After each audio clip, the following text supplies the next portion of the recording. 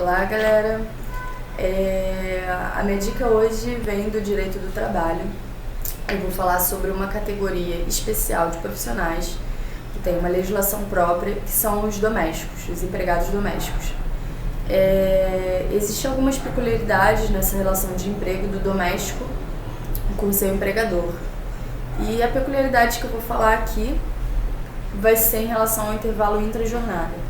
Eu vou ler para vocês o artigo 13 da lei dessa categoria profissional e vou explicar para vocês.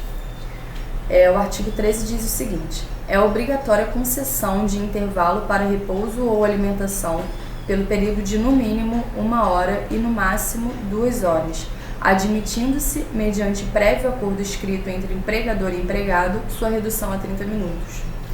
Ou seja,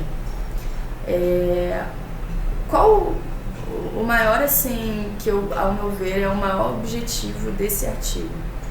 Eu acho o seguinte: às vezes na relação de empregado doméstico com o empregador, é muito difícil existir uma certa fiscalização do empregador. Às vezes porque esse trabalha o dia inteiro e, enfim, e não consegue fiscalizar se de fato o empregado está tirando o horário certo, o horário de 1 hora, para o intervalo intra-jornada.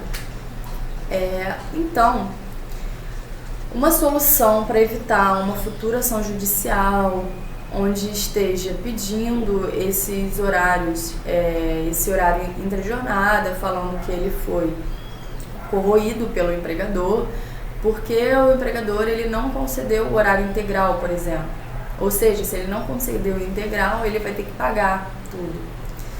Para ele ficar certinho, digamos assim, ele tem que dar de fato o horário de 1 hora. Ele não pode ser inferior a isso, a não ser que, mediante prévio acordo escrito entre empregador e empregado, sua redução a 30 minutos. Esse final, ele admite que seja acordado entre o empregador e o empregado essa redução.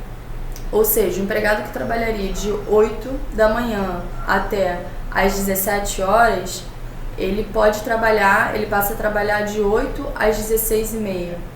Então, o empregador aqui, ele reduz o horário de almoço, o intervalo entre a jornada, mas o empregado também ele sai meia hora mais cedo. Ou seja, isso é uma dica excelente para evitar que o seu empregado doméstico, ele entre com uma ação judicial pedindo esses intervalos que foram suprimidos. Então, fica aí a dica, galera.